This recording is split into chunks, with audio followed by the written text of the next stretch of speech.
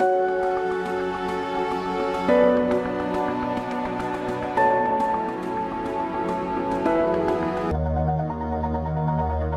yangu ninaitwa Frankie Ademba, ni mratibu wa shughuli za WeEffect nchini Tanzania.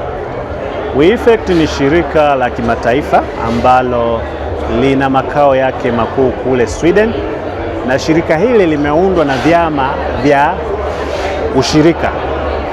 Kwa hiyo ni jumuisho wa vyama vya ushirika 60 vilivyoungana kwa pamoja kuunda ushirika huu ambao ni wa WeEffect kule Sweden. Kwa hiyo lengo mahususi ni kuhakikisha kwamba kutokomeza umaskini, lakini pia na masuala ya kupunguza njaa kwa ujumla kwa mujibu wa malengo ya millennium ya dunia. Hicho ambacho WeEffect wanakifanya kwa ujumla, lakini pia kwa namna hiyo msingi mkuu umejikita katika mifumo ya ushirika. Na tunafanya na vyama vya ushirika ambavyo ni kule Iringa, chama kikuu cha ushirika Iringa, kule Kilimanjaro, na kule Kilimanjaro tuna vyama viwili, pamoja na hapa Dodoma Wazamamu kwa masuala ya mnyororo wa thamani wa zabibu. Kwa hiyo tumekuwa tukiwajengea uwezo. Tuna malengo mkakati kama 5, ambalo mojawapo ni kuhakikisha kwamba vyama vya ushirika vinakuwa na uwezo kama taasisi kwa ajili ya kujiongoza, lakini kwa ajili ya mifumo sahihi ya usimamizi wa fedha. Hilo namba 1. Namba 2, tunaongelea habari ya mfumo wa chakula endelevu, food system. Kwa hiyo mfumo wa chakula endelevu, na ndio maana sasa unaangalia hapa vyote hivi ni vyakula ambavyo ni mfumo wa chakula endelevu. Tunachokifanya ni kuhakikisha kwamba wanalima kwa tija, wanazalisha kwa tija, lakini wanauza kwa tija katika soko kama hili la Nane Nane, ili wafikie kipato kile ambacho wanakitamani kwa ajili ya kuboresha maisha yao. Kwa majina naitwa Benovila Balama. Mimi ni program coordinator wa taasisi ya Umoja wa Vyama vya Maziwa mkoa wa Kilimanjaro. Taasisi yetu ya Umoja wa Maziwa Vyama vya Maziwa mkoa wa Kilimanjaro ni muungano wa vyama 18 vya msingi vya maziwa ambavyo vimeunda mradi wa pamoja wa uzalishaji na usindikaji wa maziwa. Kupitia mradi huu ambao tunautekeleza kwa kushirikiana na shirika la WeEffect, tulianza kufanya nao kazi kuanzia mwaka 2023 na hadi sasa tuko mwaka wa 3 wa utekelezaji wa mradi huu. Tumeweza kunufaika na shirika hili la WeEffect katika nyanja kubwa 3. Cha kwanza, kuboresha huduma za ugani kwa maana ya extension service. Tumeweza kuongeza uzalishaji wa chakula cha mifugo ambao tunatengeneza chakula na kusambaza kwa wafugaji wetu kwa mfumo ambao tunaita pata huduma lipa baadaye. Lakini tumenufaika pia kupata teknolojia ya uchakataji wa maziwa na mifumo ya utuzaji wa maziwa kwa maana ya freezer za kisasa, friji, pamoja na mitambo mingine mizuri kabisa kwa ajili ya kuchemsha na kusindika maziwa. Lakini pia eneo la pili tunalofanya nalo kazi ni eneo la masoko, ambapo tumeweza kuunganishwa na wanunuzi wakubwa wa maziwa kama Kilimanjaro Fresh, kwa sababu kwenye vyama vyetu tunakusanya maziwa. Yale maziwa tunampata mnunuzi mkubwa, anakuja ananunua maziwa, lakini vyama vyetu vya msingi vichache vinavyosindika vinapata fursa pia tena ya kununua maziwa kwa ajili ya kutengeneza bidhaa za maziwa. Na eneo la 3 ambalo tumeweza kunufaika nalo, tumeweza kusaidiana katika eneo la ushawishi na utetezi wa vyama vya ushirika, kuratibu na kuboresha sera za vyama vya ushirika katika mkoa wa Kilimanjaro. Katika kuhakikisha kwamba tunakuwa na uwezo wa uzalishaji, lakini pia uwezo wa kuyapata masoko, lakini uwezo pia wa kuwa na ustahimilivu kwenye mabadiliko ya tabia nchi, ujumuishwaji wa kiuchumi kwa maana ya wanawake na vijana, na uimarishaji wa taasisi. Tuliweza kuandika andiko kwa shirika la WeEffect ambao tuliomba ufadhili wao waweze kuiwezesha taasisi yetu iweze kufanya mambo kwa ubora au kwa viwango vya kimataifa zaidi. Kwa hiyo WeEffect walitukubalia, na mwaka 2023 tulianza kufanya nao kazi, na baada ya kuanza kufanya nao kazi wametusaidia au wametuwezesha katika uongezaji wa thamani. Kama mnavyoweza kuona hapa, tuna vifungashio vizuri na kuna baadhi ya mazao ambayo tayari tumeshaanza kuyasindika kwa lengo la kuongeza thamani na kuwanufaisha wakulima wetu zaidi.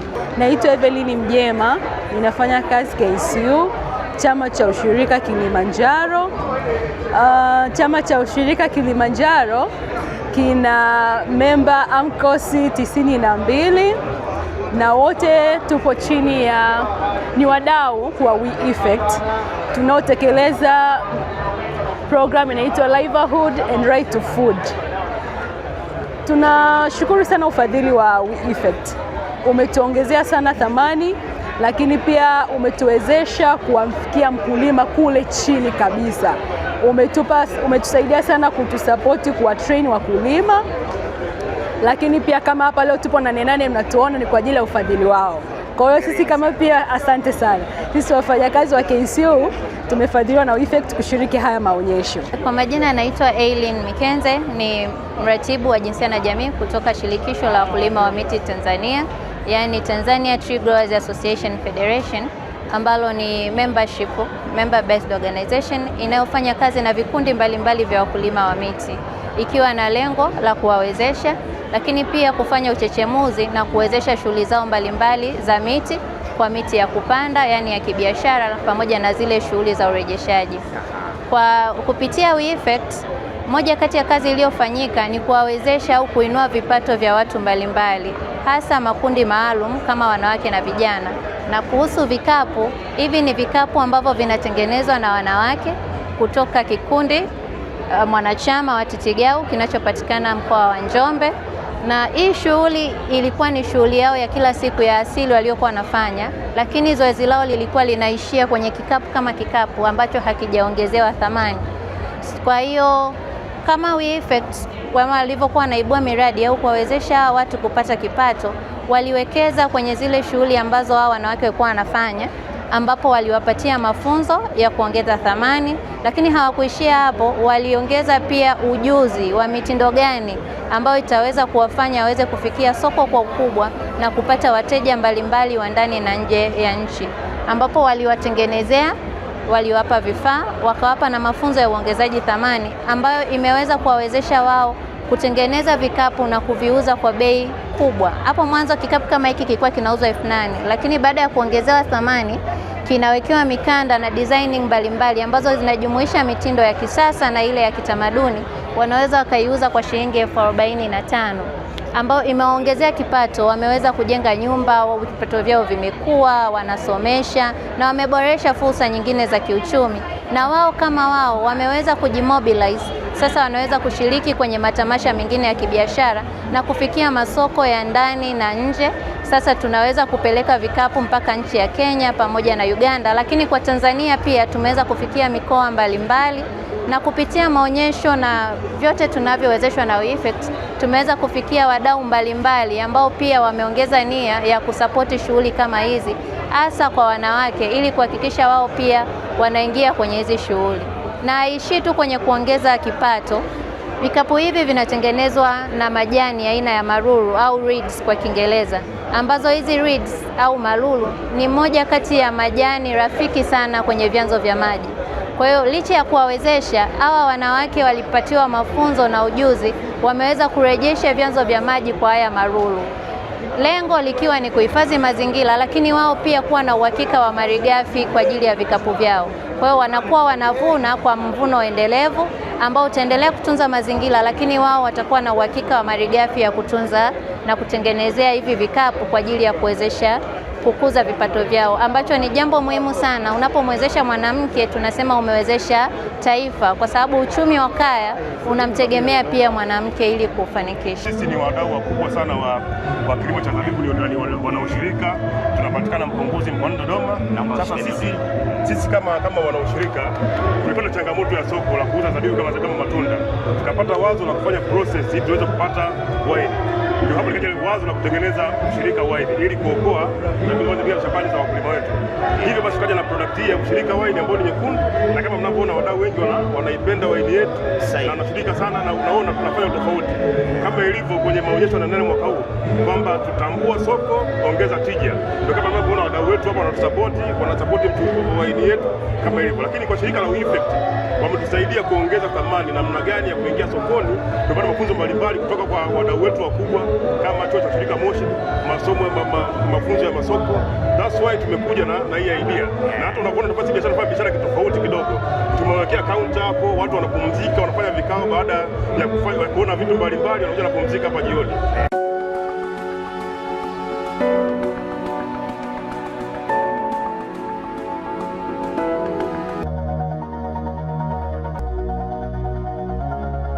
Nikukaribishe basi mtazamaji katika kipindi hiki maalumu, kipindi ambacho kimekuwa kikikuletea maonesho ya Nane Nane 2026 ambapo kitaifa yanafanyika hapa Dodoma katika viwanja vya John Malekela hapa Nzuguni. Basi tumefika kwa wale wataalamu ambao wanawapika vijana, wanawapika wa Tanzania ili waende basi wakazichangamkie fursa mbalimbali nchini Tanzania katika kujijengea uchumi wao na vile vile basi kujiongezea kipato. Si wengine hawa, namaanisha ni VETA. Nimefika hapa kwenye banda la VETA kwa ajili ya kuweza kuzungumza basi na wale waliopikwa wakaiva kutoka katika vyuo mbalimbali vya VETA nchini. Wamekuja basi na bunifu gani hapa nchini Tanzania ambazo zinaenda moja kwa moja kuongeza thamani katika mazao ya kilimo, lakini bila kusahau katika mazao ya mifugo. Tupo katika banda letu la VETA kwa ajili ya kuelimisha wafugaji juu ya kutunza mifugo na hatimaye kukuza thamani ya ngozi.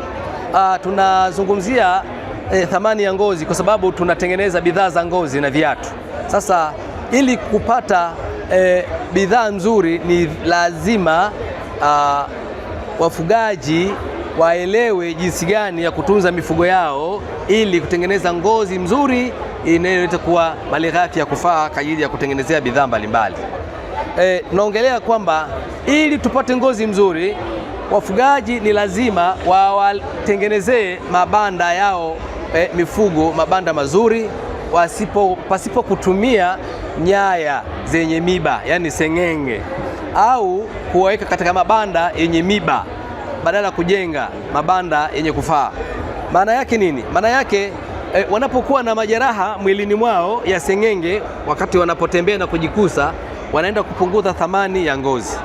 Tunapozungumzia ufugaji mzuri, maana yake tunazungumzia pamoja na kuwalinda vizuri mifugo ile bila kuwacharaza mijeredi inayokwenda kuwasababishia majeraha mwilini mwao. Kwa mfano, unaweza kukuta ng'ombe amewekwa alama kama namna hii. Hizi ni alama, ila hapa tumeweka mfano tu. Alama hizi wengine wanatumia moto au visu kuwaruza ng'ombe au mbuzi. Sasa kitendo hicho kinakwenda kupelekea kushusha thamani ya ngozi. Kwa sababu tunapozungumza hapa Nane Nane 2026 Dodoma, shati kama hili liko VETA. Wataalamu ambao wamepewa mafunzo na wakaiva kutoka VETA wameweza basi kuongeza thamani katika mazao yetu sisi nchini Tanzania, na mwisho wa siku kupata rangi nzuri, rangi za nguo, rangi za shati kama hii. Tunaenda basi kuzungumza naye tumsikie na yeye ubunifu gani ambao ameutumia na anawaambia nini vijana wengine ambao labda wapo nyumbani hawana shughuli za kufanya, waje VETA. VETA unapewa ujuzi, baada ya muda mfupi unakuwa ni mtaalamu, unaweza kufanya vitu adimu kama hivi. Kwa jina naitwa Antonia Herman Nsimbi. Mimi ni mhitimu wa Chuo Kikuu cha Mtakatifu Agustino. Nimechukua degree ya uandishi wa habari. Nilivyomaliza nikaenda VETA nikachukua kozi ya ushonaji na ubunifu wa mavazi. Na hizi ni baadhi ya kazi zangu. Na katika maonyesho haya ya Nane Nane nimekuja kuonyesha ubunifu wangu wa kutengeneza batiki kwa kutumia mimea. Pia kutoa elimu kwa wakulima, kuonyesha soko ambao wao baadhi ya bidhaa walikuwa wakishakizitumia wanazitupa. Kwa mfano, nina nazi hii hapa. Kama unavyoona, hili ni dafu tayari lilikuwa limepoteza thamani. Mimi nimeweza kulitumia dafu kuliongezea thamani na nikapata rangi ambayo ndo nikatengeneza nguo hii hapa. Umeona hii rangi ya nguo ndio nimetokana na hili dafu. Sio nazi peke yake, bali pia nina hili shati. Umeona rangi ya hii shati yenyewe nimetengeneza kwa kutumia parachichi. Unaweza kuona hapa Tanzania tuna wakulima wengi wanalima parachichi. Wakati wanafanya packaging, zile parachichi zinazoozwa zinatupwa. Lakini mimi nimekuja kumwelekeza mkulima aweze kutambua soko ili parachichi ambayo yeye anatupa, mimi nimeweza kutumia, angeipackage vizuri, angeweka sokoni, mimi kama designer ningeweza kuchukua, ningeweza kununua na yeye akajipatia kipato. Sio parachichi peke yake, bali nina kitunguu hiki hapa. Pia katika nchi yetu ya Tanzania wapo wakulima wengi ambao wanalima vitunguu, wakishalima wanatupa. Mimi niko hapa katika maonyesho ya Nane Nane kumwelekeza mkulima kwamba yale mabaki ya vitunguu wanaoyatupa wanaweza kaichukua akapackage vizuri wakaweka sokoni. Mimi kama designer ninaweza kununua na wenyewe wakajipatia kipato. Pia hayo yote ni katika kutekeleza dira ya mwaka 2026. Mwili hauna spare, na mara nyingi basi jipende wewe mwenyewe. Tunaambiwa VETA basi wameweza kuja na wabunifu ambao wameweza kubuni vitu mbalimbali vya kukutengeneza wewe mwili wako ili uweze kuwa na muonekano ambao ule unafaa kabisa, ambao unaweza ukasimama mbele za watu hata kwenye kamera kama hizi, basi ukasimama kwa kujiamini kabisa. Hawa ni wale wanaotengeneza scrub. Scrub hizi mpenzi mtazamaji, kama ambavyo unaweza kuziona zikiwa na ubora kweli, zimetengenezwa kutoka katika mazao ya wakulima wa hapa nchini Tanzania. Tunaenda basi kuzungumza na mwalimu kutoka VETA Chang'ombe, atuambie wanatumia namna gani, njia gani wanazifanya ili kuweza kupata scrub kama ina mazao gani wanayatumia ya wakulima. Jina langu ni Devota Mdabuko. Mimi ni mkufunzi toka chuo cha VETA Chang'ombe, Dar es Salaam. Hapa niko na bidhaa mbalimbali ambazo nimebuni kwa kutengeneza lotion, mafuta ya nywele na shower jelly. Bidhaa nilizonazo hapa nina lozela, lakini pia nina zabibu ambazo zimenyauka, lakini pia nina mafuta ya nywele ambayo yametengenezwa kwa kutumia aloe vera. Ninayo lotion ambayo nimeitengeneza kwa kutumia mchele, karanga pamoja na mhogo. Pia ninayo shower jelly ambayo imetengenezwa kwa nazi. Halikadhalika, ya mwisho kabisa ninayo scrub ambayo imetengenezwa kwa kutumia kahawa. Kwa majina naitwa Neema Henry Evaristi. Ni muhitimu ndio maliza mwaka jana chuo cha Jordan University kwa kozi ya ualimu. Lakini ndani ya hapo nilipata kujifunza short course ya mradi ulikuwa ni Mbeya, Morogoro, upande wa kutengeneza vitu kazi za mikono. Na mshukuru Mungu nimeweza kupitia hapo, nimeweza kufanya kazi mbalimbali na watu wa VETA. Pia nashukuru Mungu nimeweza na kujiajiri mwenyewe. Hatimaye leo mnaniona nikiwa kama mjasiriamali ambaye pia ni mdau wa VETA ambao unatengeneza vitu mbalimbali kama hivi hapa viatu, hizi hapa ni shanga, urembo wa kina mama wa kiunoni. Kama mnaona kuna vidude hivi vya kichwani, tuna hizi nguo za Kimasai, pia tuna hizi bangili vya aina mbalimbali. Kwa hiyo naweza kuwakaribisha wale wahitimu mliomaliza vyuo, karibuni VETA, mje mjifunze vitu mbalimbali katika kazi za mikono. Kwa hiyo asante VETA, tunashukuru kupitia VETA tumeweza kukua na sisi tumeweza kunyanyua vijana wengine. Habari Tanzania, kwa majina naitwa Upendo Dunguru, ni afisa uendeshaji kutoka mfuko wa pembejeo ya udhamini wa kilimo. Na leo katika maonyesho ya Nane Nane tupo na vijana mbalimbali ambao tumewapatia mikopo ya kuwezesha katika kilimo cha mboga. Kwa kuanza mwaka huu tuliokuwa nao hapa ni vijana ambao wamelima mazao mbalimbali kama mnavyoona ya mboga za nyumbani na wanafanya biashara, na wamedhaminiwa kwa mkopo ambao unaanzia milioni 13 na kuendelea. Tunatoa elimu na hamasa vijana wengi wajitokeze kuomba mikopo huu kwa sababu utawasaidia sana.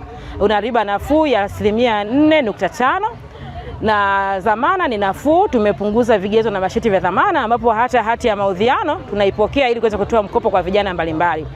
Na katika uwanja huu tumeweza kuwapa vipando vya heka 40 ambapo vijana wanalima humo ndani, kila kijana kwa heka moja mazao ya bustani, ambao vile vile tumewasaidia kupata wanunuzi na wamefunga mikataba na wanunuzi wa mazao hayo. Tunashauri vijana wanaotaka kuomba mikopo hii, hata kama wako mikoani, tutakuja tutawahudumia. Na sio lazima kulima ndani ya viwanja vya Nane Nane au mkoani Dodoma. Tunahudumia nchi nzima na vijana wanalima nchi nzima, na tunawateja mikoa yote ya Tanzania wameshakopa na wanalima. Tunatoa mikopo mbalimbali ikiwemo umwagiliaji, uchimbaji visima, tunatoa mikopo ya ujengaji gara, tunatoa shughuli za kuendeshaji shamba. Kwa hiyo tunawakaribisha wakulima wote wajitokeze, wawe vijana, hata kwa watu wazima tuna package yao ambayo pia itawasaidia katika shughuli za kilimo. na mkopo huu unaweza kukopa kwa kikundi au moja moja. Ukija binafsi tunakopesha, ukija kwa kikundi, mkija AMCOS, mkija SACCOS pia tunakopesha. Ili kuwasaidia zaidi, tunawaunganisha na sekta mbalimbali za kilimo, maafisa ugani waweze kuwasaidia kuwaongoza katika shughuli zao za kilimo waweze kufanya kwa ufanisi na kwa uwezo mkubwa. Pia tunawasaidia inapopatikana nafasi kuunganisha na masoko moja kwa moja ili bidhaa zao ziweze kuingia sokoni moja kwa moja. Tunawakaribisha sana Watanzania wote kujiunga na huduma yetu. Tupo nchi nzima, popote ulipo tunakufikia. Vijana wajitokeze kwenye maonesho yetu ya 8 nchi nzima, kwani tumegawanyika, tupo kanda zote 8 tunashiriki. Kwenye kila maonesho tupo ofisi ya pembejeo, tunatoa huduma zetu. Kwa hiyo tunawasihi vijana wote nchi nzima kuhudhuria katika mabanda yetu ya maonesho ya 8 ili kupata huduma mbalimbali zitakazowasaidia katika kujikwamua kiuchumi na kusonga mbele kwenye sekta nzima ya kilimo. Fomu zetu au maombi yetu unaweza kuomba kupitia ukurasa wetu wa mfuko wa pembejeo kwa njia ya mtandao, na itakuwa ni rahisi kwenu. Ndio tumehamasisha vijana wengi kuomba huko ili tuendelee na kasi ya serikali ya kuhamia mtandaoni. Kwa hiyo tunawakaribisha sana mfuko wa pembejeo, karibuni sana tuweze kuwahudumia. Habari Tanzania, kwa majina naitwa Robert Seoa Mwaka, kijana ambaye nipo BBT, pia ni mnufaika wa mfuko wa pembejeo wa mradi Agitive. Kwa mara ya kwanza nilisikia taarifa kutoka kwa vijana wenzangu tukitaarishwa kwamba kuna mfuko wa pembejeo unasaidia vijana, unawawezesha kupata mkopo wa kilimo. Haikuwa rahisi sana wala haikuwa ngumu sana. Kikubwa nilijidhatiti kwa kuwa nilikuwa natamani sana huo mkopo na nikafanikiwa kuupata. Napenda kuwashauri vijana wenzangu kuwa mfuko wa Agitive unatusaidia na utatusaidia. Kwa hiyo ningependa kuwaalika ama ningependa kuwaita mje na nyie mjiunge na mfuko wa pembejeo kwa ajili ya maisha yetu ya sasa na ya baadaye na kesho yetu bora. Kupata mkopo kutoka mfuko wa pembejeo, maombi hayakuwa magumu kwa kuwa vitu vilivyokuwa vinahitajika ni rafiki kwa mtu yoyote yule anaweza akapata. Wito wangu kwa vijana na washauri na waomba mjiunge na sisi katika kuomba mkopo huu katika mfuko wa pembejeo. Ni rafiki na unatusaidia sasa na hata kesho yetu.